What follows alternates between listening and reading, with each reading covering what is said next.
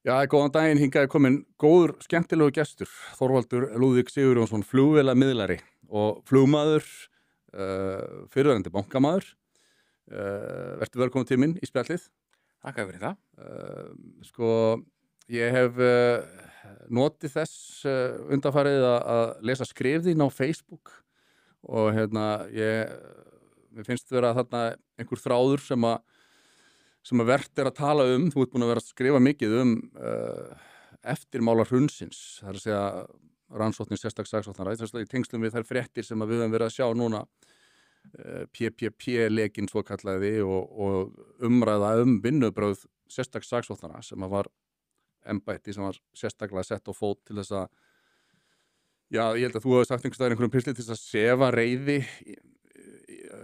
ýmist ímyndaða eða réttláta reiði samfélagsins eftir auðvitað ægilegt bankahrun sem var auðvitað hérna á Íslandi kannski að fyrir stærðagráðu að svona hlutfallslega þá tóku við mjög stórt högg, meina að allir þrír stóru bankarnir hrundu.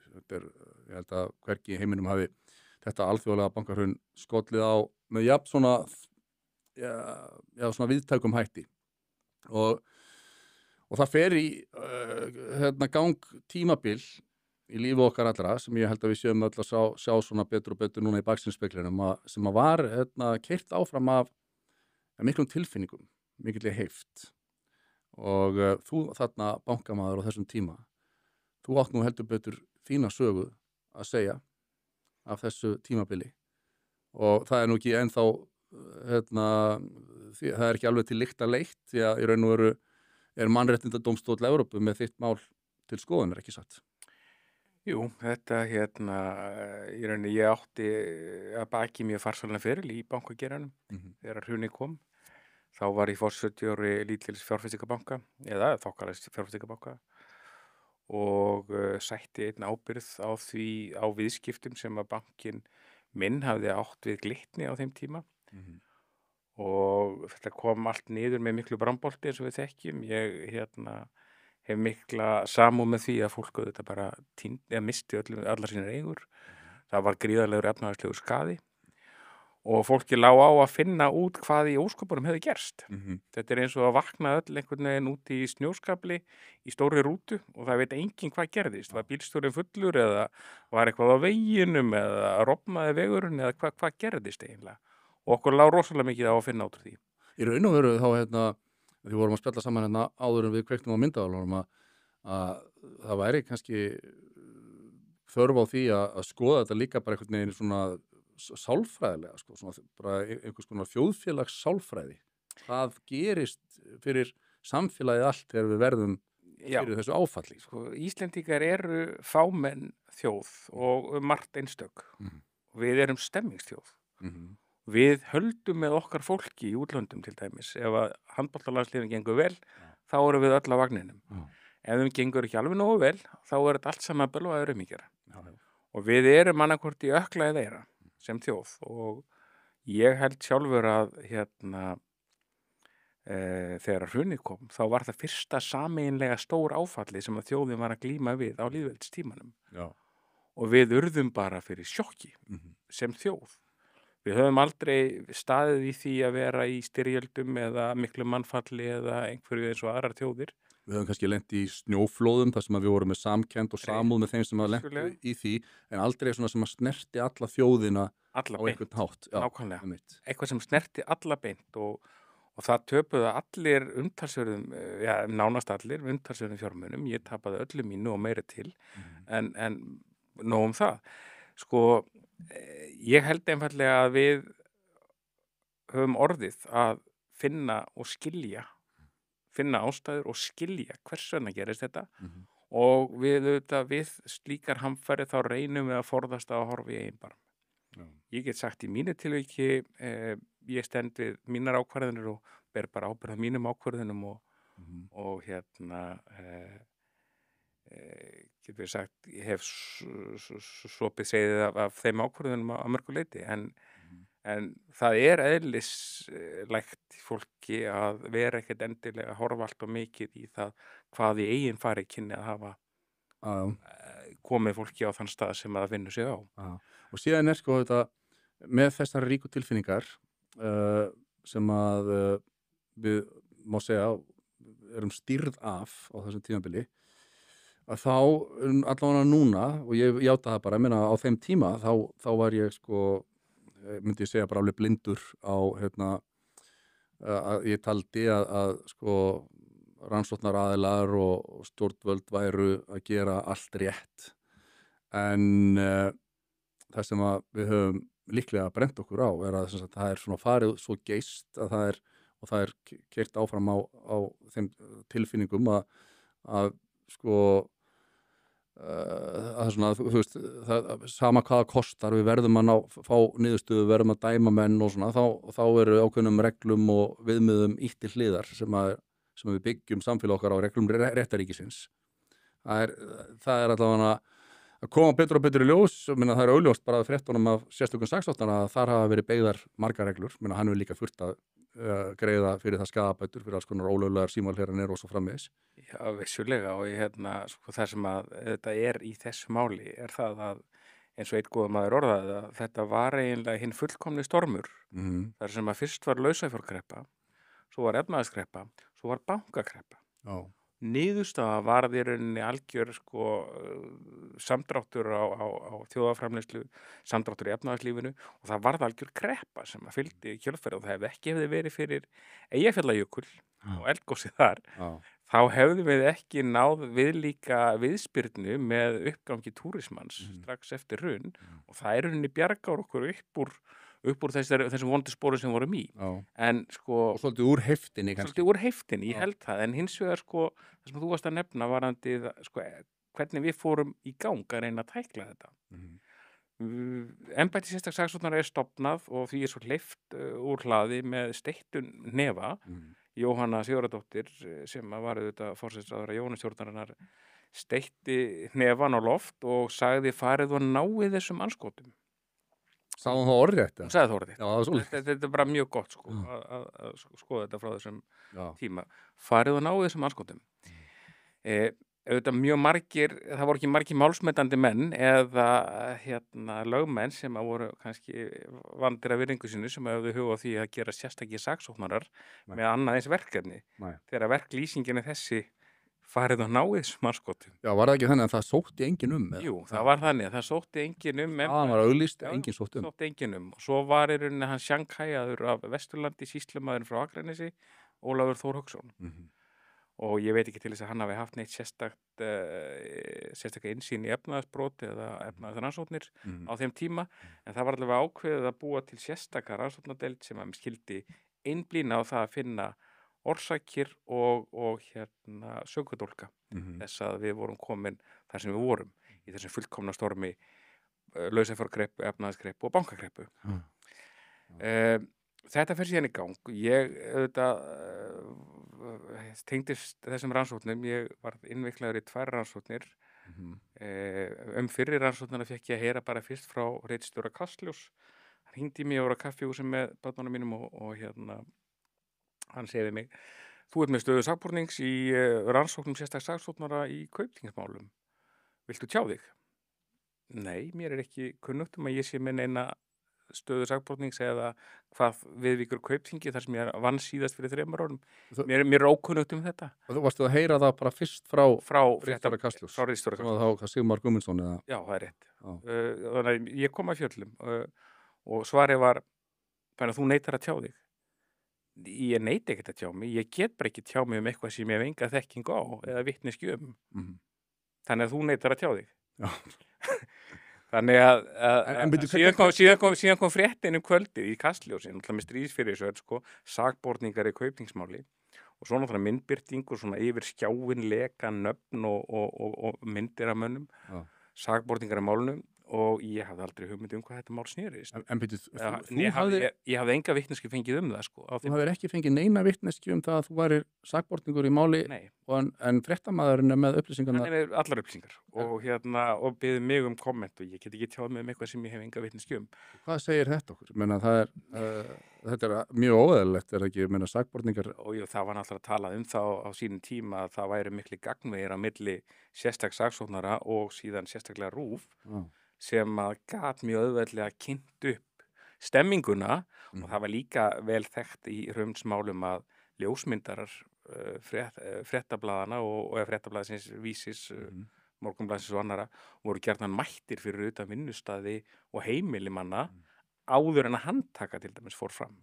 Var það ekki, sá ég það ekki einhvers staðar að það hafi eiginlega verið í svona handbókinni eða svona leiðbeiningum frá Evu Joly að það væri gott að fá almenningi lið með því að hafa fjölmiðla með í ráðum þegar það eru handtökur eða... Jú, svo að vera með sérvalda leka til þess að móta andrúmsloftið eins og það var orðað sem náttúrulega aftur við erum sko með mjög skrítið andrýmið þarna og skrítið andrúmsloftið í samfélaginu en það var einhvern veginn, ef þú varst bara bankamaður þá varstu réttræpur og í rauninni þeir sem að mótuðu umræðuna, það var til dæmis engin eftirspurn eftir bankamönnum í umræðu þætti eða annað til þess að segja býtu þetta var nú ekki svona. Nei. Það sem vorum að gera var svona og svona, skýringarnar þessi eru svona.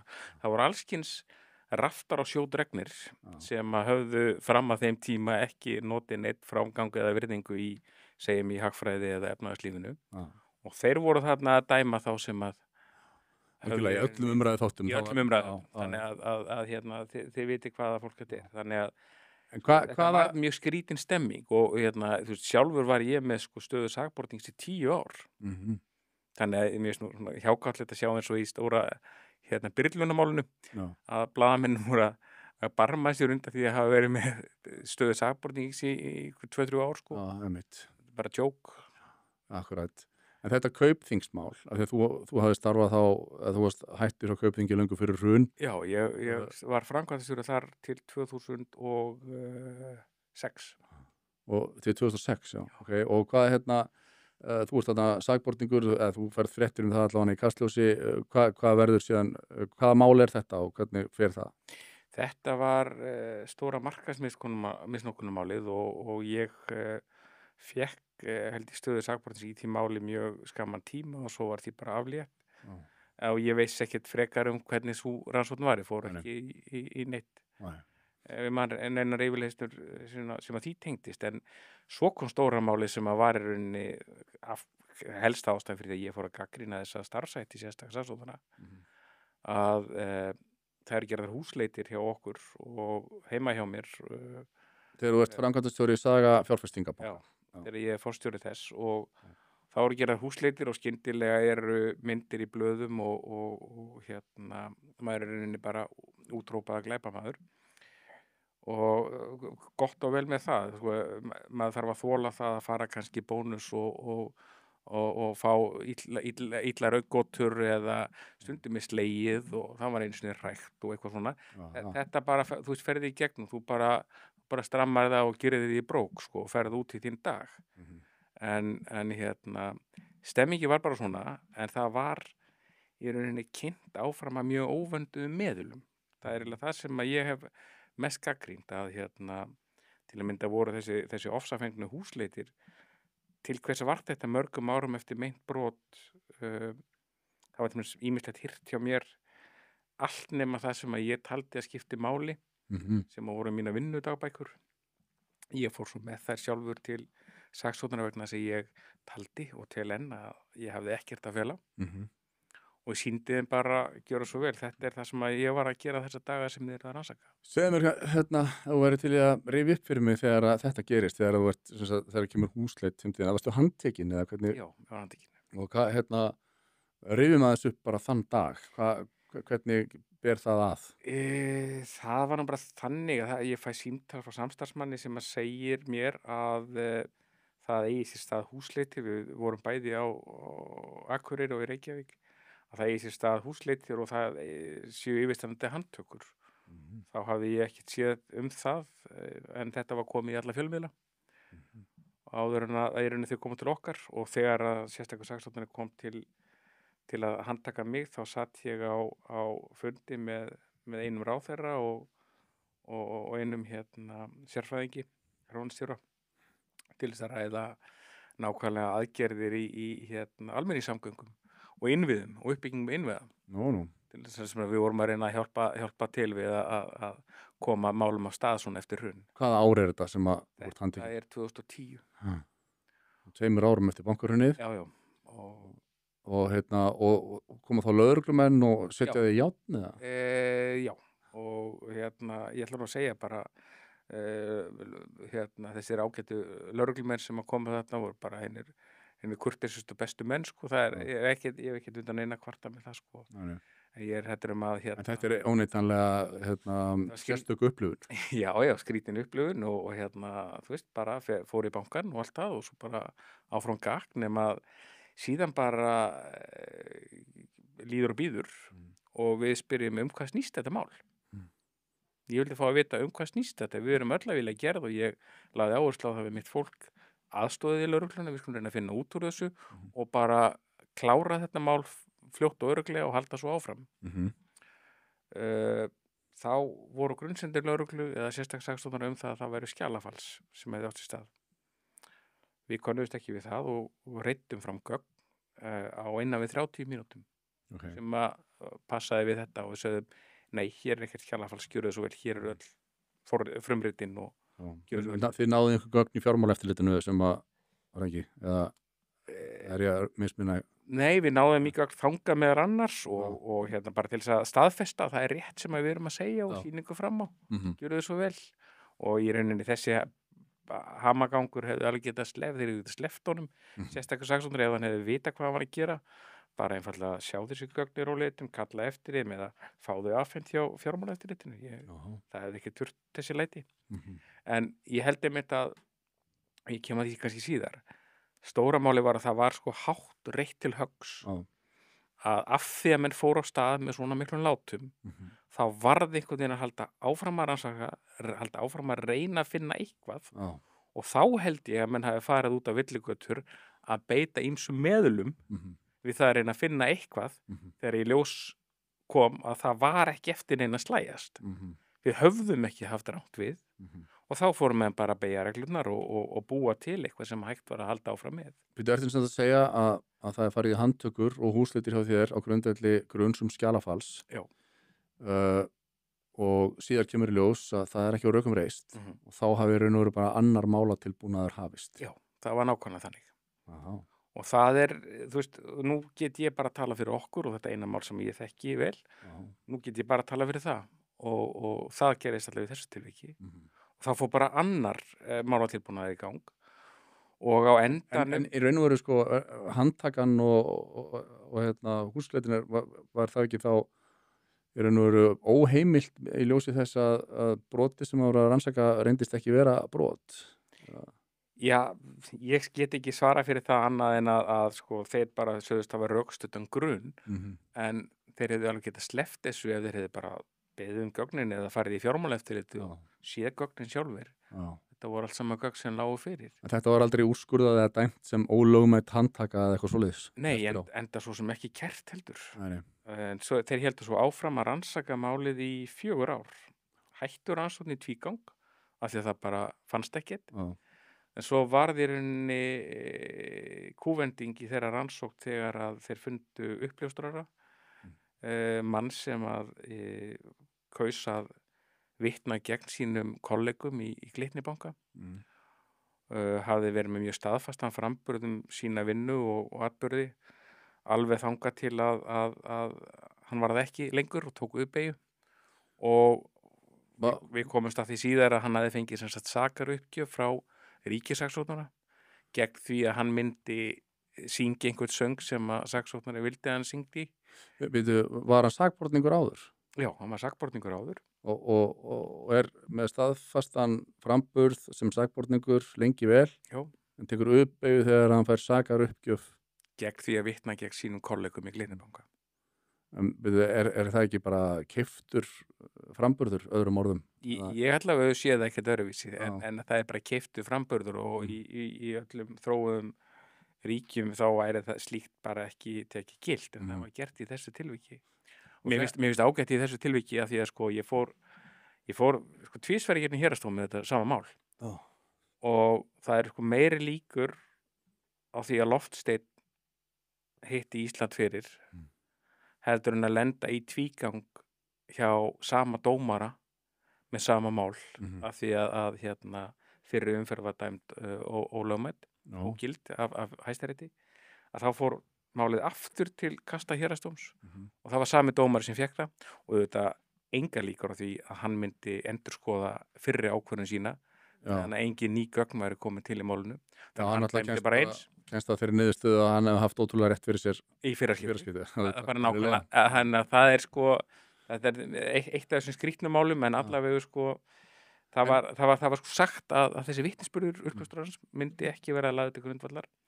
En svo ég vitni bara í orð dómaran sem að vildi sýkna okkur í þessu máli. Hann skilaði séráliti, 1 af 3 dómurum. Hann sagði að það veru engin gögn eða vitnisburðir nema frá aðkeyptum uppljóstrara sem bentu til þess að við hefðum haft rangt við í þessum viðskiptum. Já, sem sagt meðdómarinn sá það alveg þannig að þetta væri, þessi framburður væri ekki... Reyndasti dómari héraðsdóms Reykjavíkur, hann skilaði séráliti, sagði það engin gögn eða upptökur eða annað sem bendir til þess að það beri að sakfella. Já.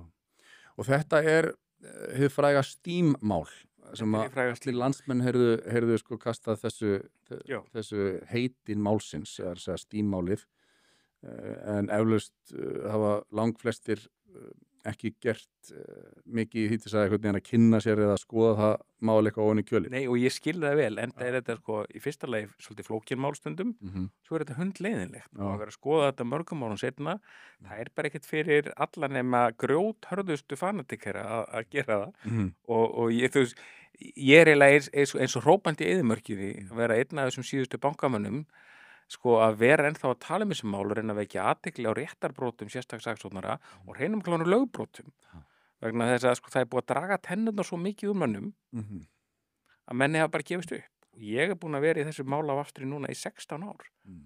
En heldur þú náir að segja okkur svona cirka á mannamáli hvað þetta Steam-mál snerist? Já, það snerist mjög einfallega það að í árslok 2007 þá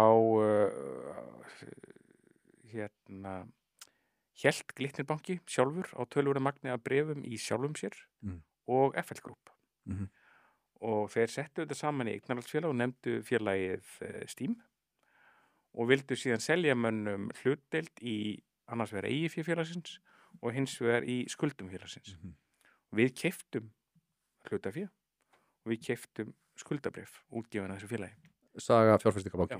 Og ýmsir viðskiptavinir okkar líka. Okkur fannst þetta þokkalega góður díl og við mátum þessu svo að þetta geti verið skynsamlegt af því að þessu hlutabréfum allan heim og Íslandi líka höfðu fallið verulega í verði þegar að því kom að þetta eignarhaldsfélag var búið til þessum hlutabréfum var steypt þangað inn og síðan gátum við keypt sér hlutdeild í þeim pakka eins og maður segir. Og Glitnir ásins að töluvert að bréfum í sjálfum sér og FL Group stór eigandi Glitnis eða ekki? Rétt, jú. Það var náttúrulega allt orðið svona svolítið mjög flægt. Algjörlega og við í rauninni verandi utanakomandi sáum það sem ákveðið tækifæri fyrir okkur. Það líka ákveðið vogarafl fyrir okkur verandi utanakomandi og ekki með jafn ríka hagsmuni. Skilurðu? Þannig mátum við stóð. Þið eru bara sjálfstæður fjárfestingarbanki á Akureyri og hvað gerist? Hvernig verður þetta? Við kaupum hlutafé og ásamt okkar viðskiptavinum nokkrum og í þessu félagi og við kaupum líka skuldabréf 1 milljarð sem að var bara ekki gríðarlega stór hluti á okkar eigið fé á þeim tíma og síðan bara býðum við átekta. Það sem að gerðist síðan var að hlutabréf héldu áfram að falla í verði. Það var útséð með hlutaféð nokkrum mánuðum eftir að við höfum sett fjármunina fram. Þannig að við afskrifuðum þá, en við vildum hins vegar halda í skuldabréf og ekki skrifa það niður vegna þess að í fyrsta lagi þá voru ríkari hagsmunir Glitnis, FL Group og annara mun meiri af því að halda þessu eignarhaldsfélagi í lagi og lífi og í öðru lagi þá voru við með 1/20 af þeim skuldum sem að félagi var með þannig að við töldum að við myndum alltaf geta í rauninni verið í skjóli þeirra sem hefur ríkari hagsmuni af því að þetta lifði af sko. En þið voru samt búin að afskrifa hlutafé? Já, við gerum það. Hvað voru að tapa mikið á því? Það voru 125 milljónir held ég. Já, ok. Og hvað svo? Svo gerist ekki neitt nema við viljum fá hvernar upplýsingar félagið, fáum þær ekki. Frá Glitni banka. Við fengum ekki þessar upplýsingar, vissum ekki þá hvernig við eigum að meta þetta rétt. Við kölluðum ítrekkað eftir upplýsingum, þessar upplýsingar komu ekki. Svo fengum við fregnir af því að félagið væri komið í virka skuldastýringu hjá Glitni banka og gengi bara gríðarlega vel og að gæfa á gjörfuleiki félagsins væri að mun betri heldur en áhorðist eða okkur sýndist. Við hins vegar auðvitað heldum fast við okkar keip að annarkvort fengi við góður upplýsingar eða við myndum bara selja þessa kröfu eða gjaldfella lánið. Og sem á endanum það sem gerist. Þið gjaldfelli lánið? Nei, við seldum kröfuna. Já. Og þetta er 2007? Þetta er 2008. Við seljum kröfuna. Og fyrir hrun. Og það alltaf veit enginn að bankinn sé að fara að hrynja. Það vissi það enginn fyrir en helgina sem það gerist. Það er bara svoleiðis. Og það veit enginn að það sé alheims hrun yfirvofandi. Það veit enginn með Lehmans, það veit enginn með Bear Stearns. Það veit enginn með lausafólk skilur við. Með fullkominni eftir á vitneskju getum við alltaf dæmt lifendur og dauða sko. En það er bara ekki svoleiðis í lífinu. Nei. Þannig að við þurfum að taka með á því að En hverjum seldu þið? Við seldum sjóði sem að mér minnir að hafa heiti GLBFX. Og er það metin einhver ólöglegu gjörningur eftir á? Nei, grunnsamlegur gjörningur. Já, það var metið sem það fundum menn út síðar meira að það hefði verið skrítið af hverju hefði við viljað að geta selt þetta. Við sögðum bara við höfum ekki upplýsingur en sá sem að við seldum þetta til hafði allar betri upplýsingar heldur við af því að GLBFX sáum þessa skuldastýringu fyrir félagið. Já, og þessum skuldastýring innan Glitnis. Já. Þannig að við segjum þeir vita allt miklu betur en við. Það er þeirra mála að bera þá ábyrgð á því eða meta þetta rétt. En hvað er þá brotið? Ert þú sakaður að hafa eitthvað snúið upp á hendina á þeim til að kaupa þetta? Já, og ég hef spurð á móti hvernig var ég einhver tímann í aðstöð til þess? Hvernig á ég banki sem að er einn 20 eða 140, ég man ekki hvað þetta var, við vorum bara pínubanki. Af hverju á ég að hafa einhvert tangarhald á þessum stóra banka sem þá var. Og þetta einhvern veginn átti sérstakur erfitt með að skilja.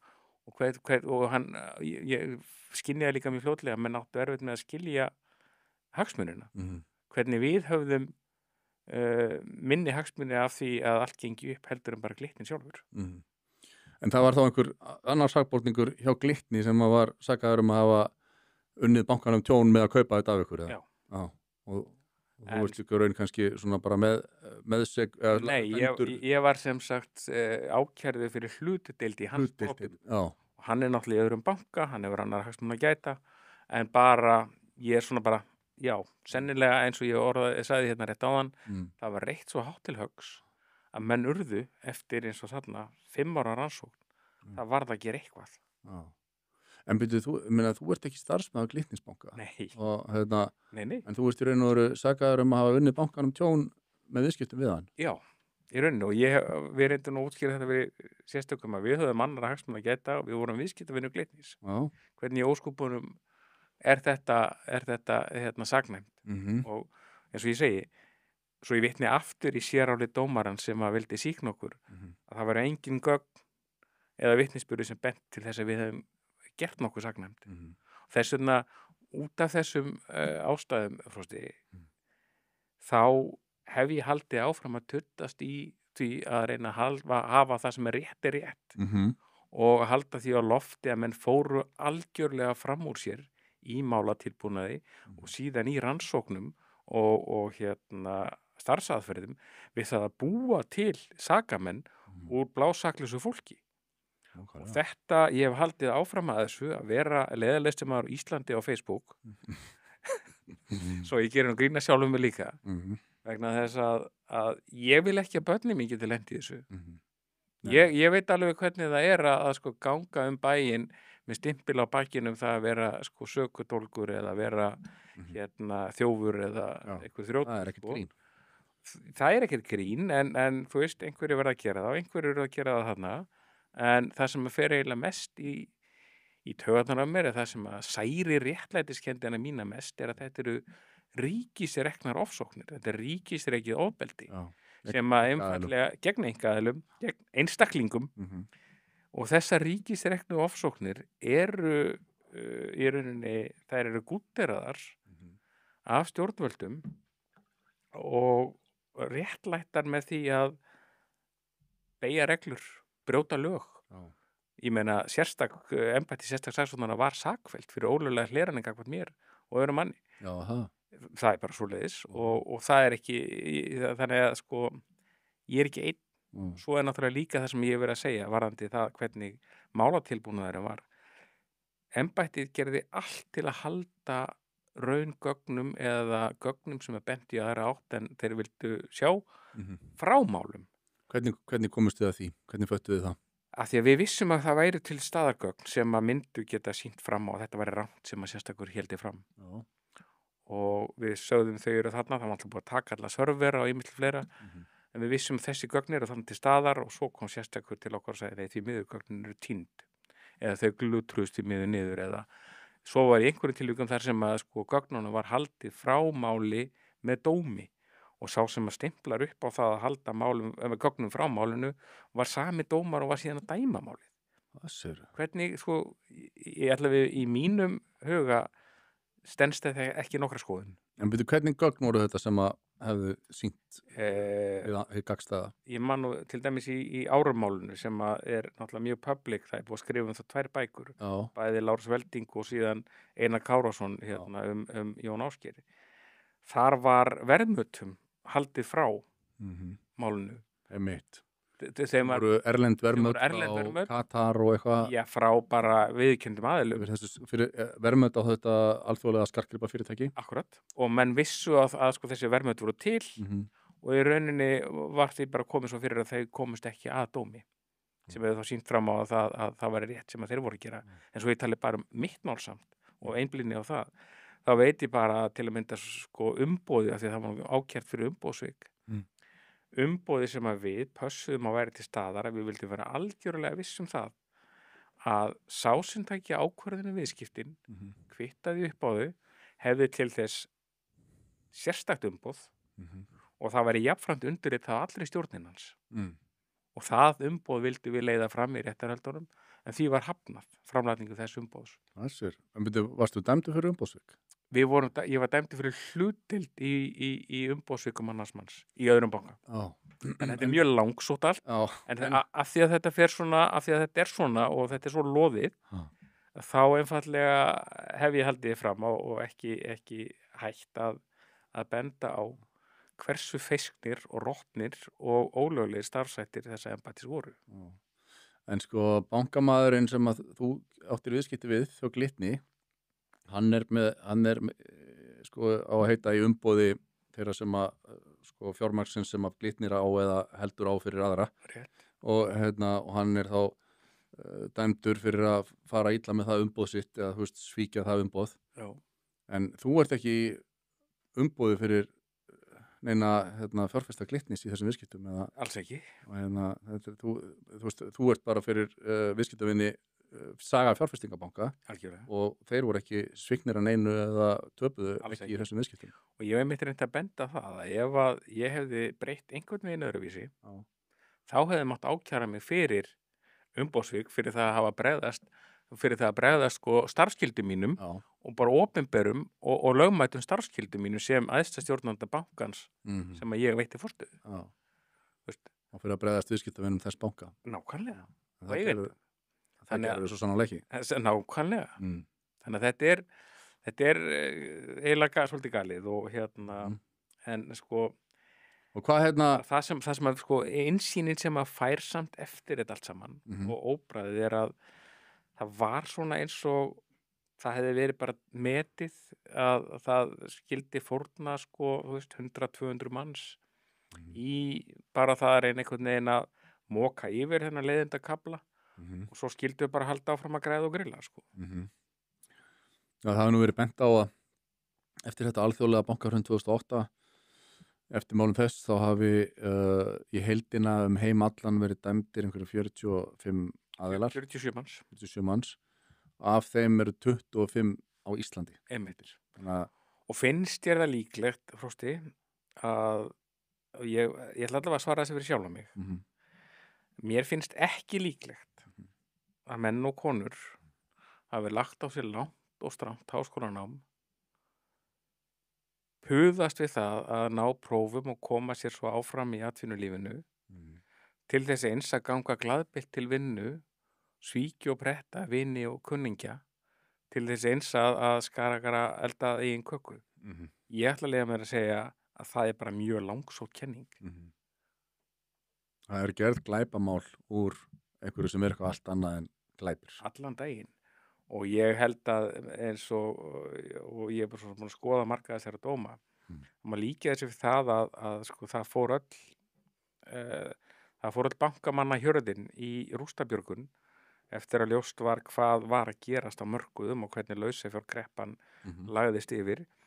Það má eiginlega líkja við það að bankastjórnir hafi verið sko við stýrið á risarútum sem að voru á fullri ferð undan skógareldi með alla landsmönnum borð að reyna að komast í burtu undan þessu og gerðu ýmislegt til þess að reyna að bjarga sínum stofnunum en á endanum þá er þeirra rútunni þarna tekni fyrir raki yfir á rauðu ljósi eða brjóta lögum hámarkshraða sko.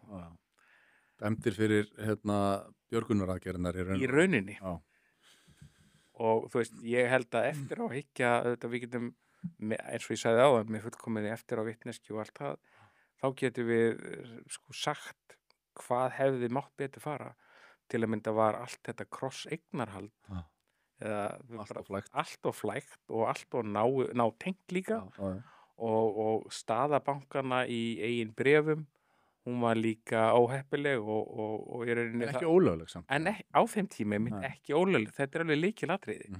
Þetta var mjög óheppilegt en þetta var ekki ólöglegt en menn voru samt dæmdir fyrir þetta í Landsbankanum til dæmis og fleiri og þeim dóma var sem síðan reynda snúið en ég meni Jón Steinar Gunnlaugsson var hérna hjá mér daginn og hann var að tala að þessi ákvæði umboðsvik sko hafi verið sko þeim hafi verið breytt og þetta veri bara mjög sértæk ákvæði íslensk sem að gildi ekki annars staðar. Svo íslensk lög byggja stóru leyti á dönskum rétti og íslenska umboðsvika ákvæðið það var í rauninni túlka alveg sérstaklega og það var útfært öðruvísi en í öllum öðrum norrænum rétti bara eftir hrun til þess eins að reyna að ná fram sakfellingum og eins og ég er búin að fara hér í mínu máli 5 ára rannsóknartími það er hægt rannsókn í tvígang þeir byrja með einhverjar ávirðingar skjalafall sem við gátum bara sýnt fram á samdægur sem var bara þvæla og embætti hefði sjálft geta fengið upplýsingar þá frá FME eins og við sýnduðum fram á þeir fara síðan í annar málatilbúnað eftir því sem að líður á rannsóknina eftir að hafa hætt að rannsaka sko af því að það var ekkert annað en aftur, það var reitt svo hátt til höggs menn urðan á einhverjum árangri og Ólafur Þór alltaf í fjárþröng með sitt embætti hann varð að sýna fram á einhverja hengingar hann varð að hengja menn á torgum til þess að fá frekari fjárveitingar frá ríkisvaldinu það er nákvæmlega þess vegna hélt þetta svona áfram. Það er ekki bara að segja að reiði heldur líka er þetta hagsmunir bara svona stofnunar fjárhagslegar hagsmunir að geta haldið áfram. Það sér hverskinn sem maður og það var öllum meðlum beitt samanberið þessir sértæku leikar til fjölmiðla og svo framvegis til þess að búa til mála tilbúnað til þess að búa til einhver atburðarás sem að kannski átti engan veginn rétt á sér. Sko, nú eins og ég sagði áðan, ég held að það sé svona fleiri að verða ljóst að það gætu hafa verið eða geti hafa verið víða pottur brotin í rannsóknum þessara mála og saksóknum. En þú hefur væntanlega upplifað allan tíman náttúrulega bara á meðan á þessu stendur gríðalegt ranglæti. Það bara verið með storminn í fangið og hugsa hvað gengur eiginlega á. Já, mér er búið að vera illt í réttlætskendinni í 15 ár. Og þess vegna hef ég, eins og ég sagði áðan, tekið að mér að vera leiðilegasti maður á Facebook og benda á þetta af því ég hef ekkert að fela, hef aldrei haft neitt að fela og mér finnst bara einhvern veginn ef við berum ást á landinu okkar og ef við viljum fara áfram með þetta land á einhvern góðan stað inn í framtíðina þar sem við viljum bara bera höfuðið hátt og vera stolt af því að vera Íslendingar, þá verðum við að gera upp þennan kafla og gera hann upp almennilega vegna þess að þarna skitum við upp á bak, svo ég bara tali reyna íslensku. Við einfaldlega fórnuðum réttaríkinu og réttaríkið á að vernda alla, hvort sem þeir eru hvítir miðaldra eða einhvers staðar annars staðar frá, það á engum mál að skipta, réttaríkið á að vera blind. Og allir eiga að njóta þessara réttinda og grundvalla mannréttindi voru einfaldlega brotin, margítrekað í rannsókn þessara hrunmála og það hefur auðvitað Mannréttindadómstóll Evrópu staðfest. Ítrekað staðfest eftir hrun. En það samt einhvern veginn þrátt fyrir að það er fallið dómar hjá Mannréttindadómstóll Evrópu, þá er það flýgur ekkert hátt, sko. Það er sagt frá einhverjum fréttum en það er enginn sem að vill svona einhvern veginn fara betur ofan í Nei, það var til svona þjóðsaga. Þjóðsagan var auðvitað svo að Íslendingar væru nú svo mikil aflaþjóð og sniðugir karakterar. Við hefum sett á fót sérstakt embætti sem hefði náð frábærum árangri, meiri átt að mörgum sakvellingum og við hefum bara hent þeim öllum í fangelsið og þetta er svona saga sem maður heyri svona eins og túlebræðuna, bara leiðsögumenn á skólavörðu stígnum segja útlendingum frá. Þetta var æðislega flokk hvernig við gerðum þetta hrun, en þetta stenst auðvitað enga skoðun. En þessi þjóðsaga, hún er mjög lifandi, hún er mjög lífseig. En á þessum tímum, á meðan að við vorum að lesa handtökur og rannsóknir og dómsmál og svona, það voru náttúrulega fjölmiðlar voru mjög drifnir áfram að segja þessar sögur og þeir voru líka einhver leyti svona búin að viðurkenna eða dæma sjálfa sig að þeir hefðu ekki staðið sig fyrir hrun. Þeir hefði sofið á verðinum og það var umræða það að fjölmiðlar hefði ekki veitt nægilega mikið aðhald og nú voru þeir komnir alveg í svona geggjaðan gír í raun og veru og að segja frá hversu hræðilegi glæpir þetta höfðu verið. Hvernig manstu umfjöllunum þegar þú varst að lesa Steam-málið á sama tíma og það er ekki fyrir dómstólum? Hvernig fannst þér fjölmiðlar lesa í þetta? Það var náttúrulega, alveg svo bendir á, menn skömmust sína aðeins fjölmiðlarnir á því hvernig þeir höfðu verið gagnrýnislausir fyrir hrun. Menn fóru í einhverjar fyllirísferðir með bönkunum í boði bankana fyrir hrun og að skoða opnun verksmiði eða einhver nýja sigra og skrifuðu gagnrýnislaust og mjög jákvætt alla útrásina, alla bankana, allt efnahagslífið. Svo fer þetta allt á hausinn eða allt í skrúfuna og voru ekkert að skrifa krosseignatengslin eða Nei, ekki slíkt og menn bara eiginlega skömmuðu sín. Ég held að sé bara það og þá var eiginlega viðbrögðin eru þau að fara algjörlega á fullum þunga á hina áttina. Ég man alveg orðrétt eftir orðum Sigrúnar Davíðsdóttur sem var fréttaritari RÚV í Lundúnum. Hún sagði það er nú gaman að vera Íslendingur hér í Lundúnum, hér drýpur smjör á hverju strái. Þá var hún að tala útrás og vöx bakkavarar í Bretlandi. Þessi sama kona neitaði að taka við gögnum sem skýrðu til að mynda okkar stöðu vegna Steams eftir að það mál komst í hámæli og ákærur voru gefnar út.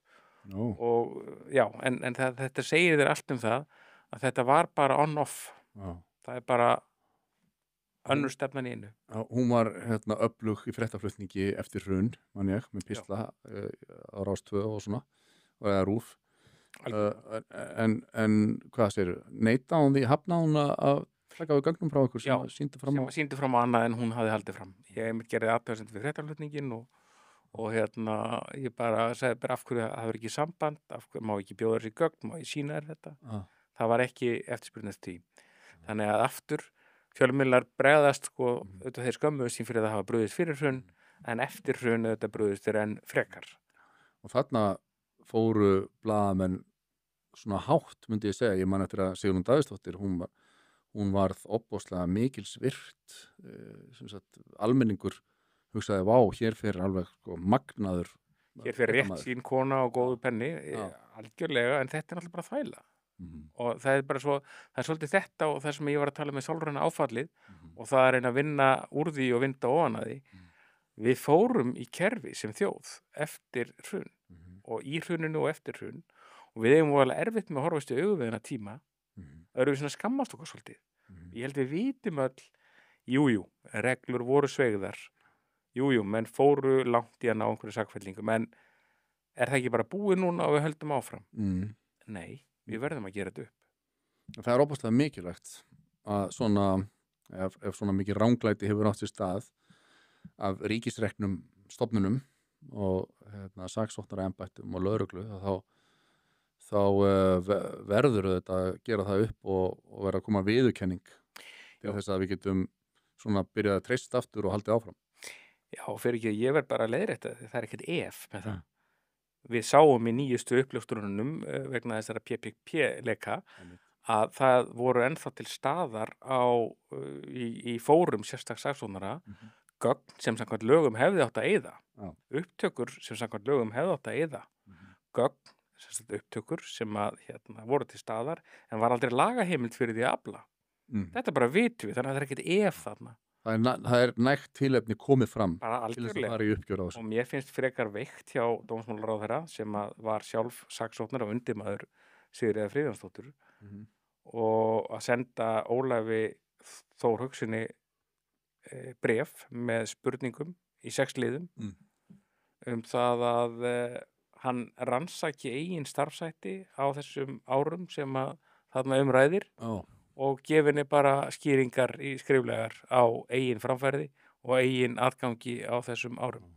Var það virkilega dagskipunin? Það dagskipunin var svona. Hún segir engra aðgerða frekari þörf af því að hún sé búin að senda Ólafi Þór bréf með 6 spurningum sem að hann þurfi að svara það hvernig hans embætti fór fram á þessum árum eftir hrun og allt það.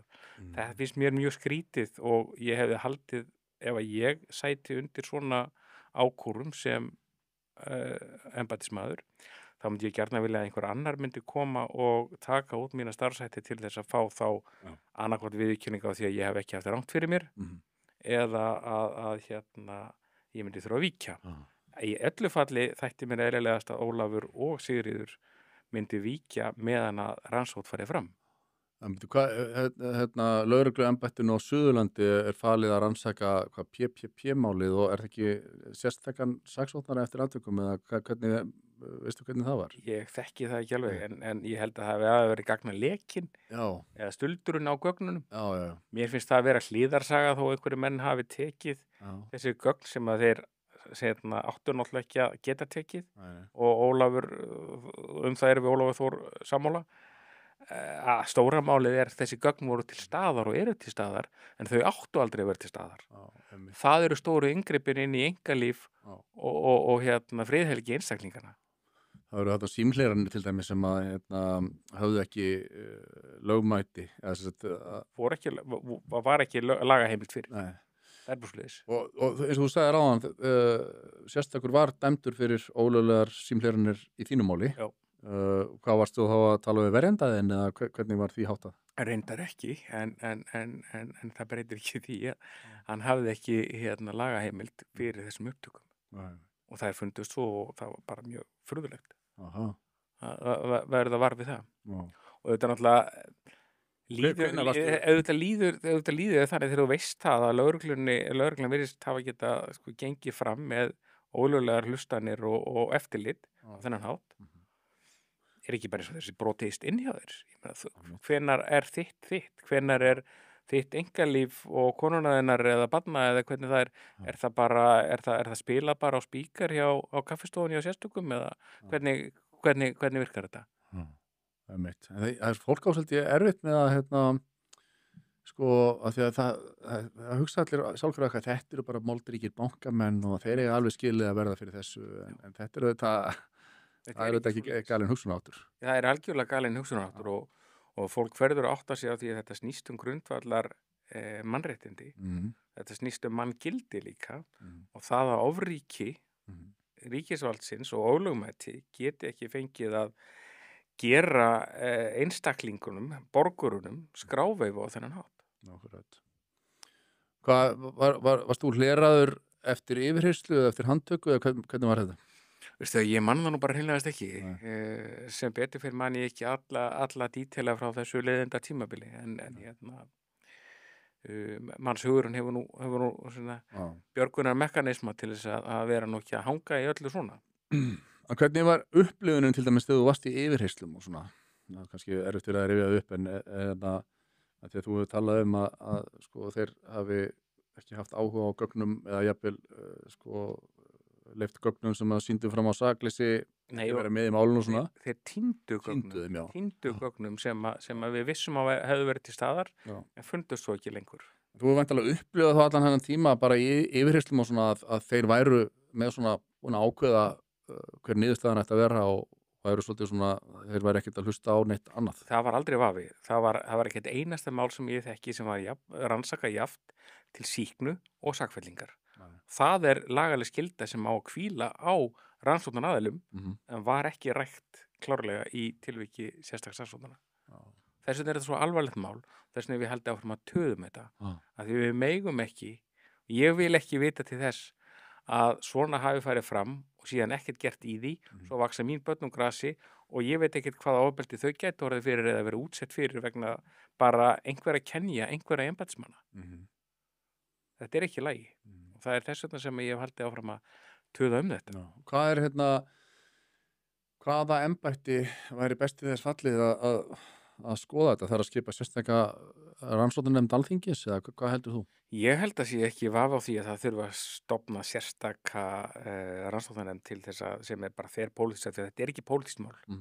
Það verður bara að passa það að gera þetta í guðsbænum ekki að pólitísku máli. Það er þetta sérkennilegt að horfa upp á dómsmálaráðherra núna að gera þetta pólitísku máli, því að hún er þetta að kannski að vernda sína flokksmenn, flokksbræður. Hún er náttúrulega samflokks, Grímur Grímsson er þarna lykil maður í embætti sérstaks saksóknara og lögreglunar á þessum tíma. Algjörlega. Og þessum símhlerunum öllum og allt það. Þannig að það er svolítið vont að dómsmálaráðherra sé þeirri stöðu einhvern veginn að hún þurfa að meta hagsmuni hans áður en hún metur hagsmuni almennings og heildarinnar. Það þykir mér og þess vegna vil ég meina að það sé kannski bara heillavænlegast fyrir hana sem og bara allt málið og hvað við segja framhaldið fyrir bara að réttaríkið öðlist aftur sinn rétta sess í hugum almennings og tiltrú að þetta verði bara rannsakað og engum steinum verði ekki velt við. Það er það sem við þurfum. Þess vegna finnst mér að skrítið að það sé tregða til þess að fara bara í alvöru rannsókn á þessum málum og velta við öllum steinum. Það, fyrir fólk sem hefur ekkert að fela þá er bara fínt að gera það. Og þú settir, ég er enda tíndunum hérna, það var pistill sem ég var að lesa eftir þig sem var fjandi góður. Þú varst þetta með svona tilmæli eða leiðbeiningar til þeirra sem að myndu hafa með þessi mál að gera. Já, hérna er þetta. Sko, þú segir, mér langar að biðla til rannsóknaraðila, ráðherra og annara sem þessa hnignun réttaríkisins eiga fjalla að skoða eftirfarandi punkta. Númer 1, hæfi starfsfólks og menning embætti sérstaks saksóknara. Hvers vegna sótti enginn að stýra embætti sérstaks saksóknara þegar auglýst var? Bjó sýslumaðurinn á Akranesi og síðar starfsfólk hans yfir sérstökum hæfileikum til að stýra þessu vandasama verki. Við fórum öll yfir þetta áðan, það er þetta sérstakt að enginn áhuga á að taka þetta að sér. Nei. Í raun og veru. Og svo menning sem að þarna myndast, það er eitthvað algjört rannsóknarefni í raun og veru með alveg nýjustu fréttir. Ég fyrir alla sem hafa lesið bara Lord of the Flies eða Animal Farm ætti að geta skilið hvernig stemning myndaðist þarna. Og lekar frá embættinu til valina fjölmiðla í aðdraganda húsleita og handtaka, þetta var almennur praxís, hverju bara ábyrgð á þeim lekum og að hvaða marki var rannsóknum stýrt af almanna tengsla hagsmunum.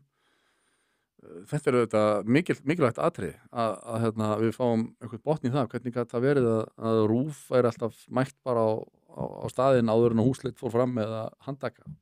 Hvernig gat RÚV verið fyrst til þess að hringja í mig og segja mér ég væri með stöðu sakbornings og biðja komment einhvern málarekstur sem ég hafði ekki nokkra vitneskju það er bara augljóst mál. Og svo lagaleg skylda hvílir og lögregla rannsaka jafnt í sektor og sýknum. Við erum alltaf búin að fara yfir þetta mikið þessu var varpað fyrir róða og rannsóknaraðilar týndu eða fengu dæmt frá málum gögn. Þetta er bara gríðarlega mikilvægt að þetta sé viðurkennt. Þetta er bara viðurkenna þetta og fara yfir þessi mál og ég ekki hissa að það þurfi í rauninni að taka upp ansi mörg þessara mála. Mér dettur í hug Milestone málið. Það komi ljós í þessari PPP-leka, það komi ljós að þeir hefðu verið að vinna jöfnum höndum fyrir slitastjórn Milestone og sérstaklega saksóknara. Með samþykki sérstaklega saksóknara. Akkúrat. Og hann... Hvernig er það ekki ástæða til þess þá að henda burt öllu málatilbúnaði sem kemur frá opinberu embætti þetta mál? Og sér íslensk túlkun og umboðsvika ákvæði, við fórum við það áðan svo MDE, Mannréttindadómstóll Evrópu, hefur verið upptekinn frá því dómar féll á Íslandi við að vinda ofan af mörgu og leitt til þess að öðrum hefur verið snúið í hve mörgum tilvikum hefur Íslenska ríkið látið í lægra haldi fyrir MDE vegna hrunmála. Vitum við það?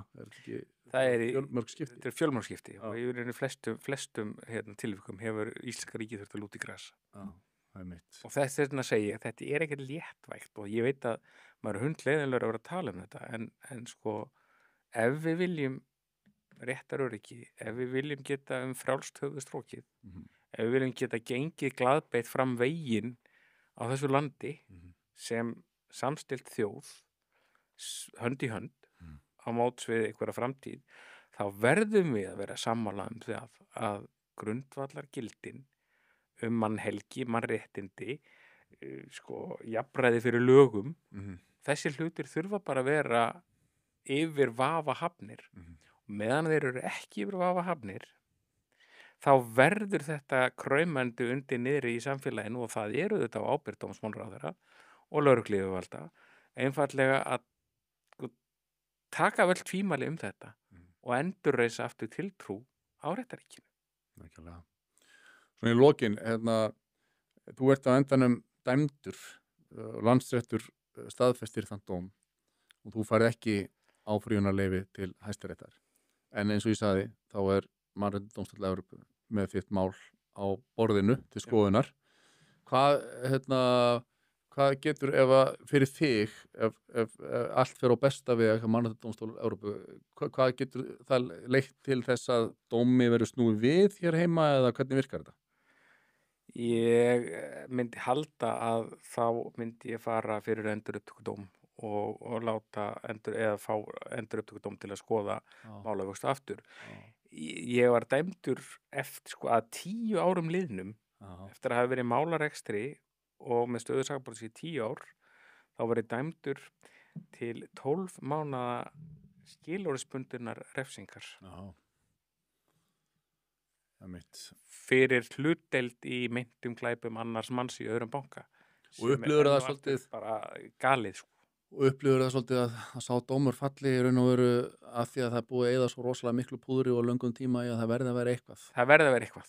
Það er nákvæmlega þessu var slett á. Bara til þess að af því að það var hátt reitt til höggs, það varð einhvern veginn að réttlæta allan helvítis atgangin. Ég skil að þú upplifur það þannig. Það er svona þannig lykt af þessu. Það er bara því við þannig og við erum bara ófullkomin og við erum breysk og við erum mannleg og kerfið okkar því miður er breyskara og mannlegra en maður vildi hafa það.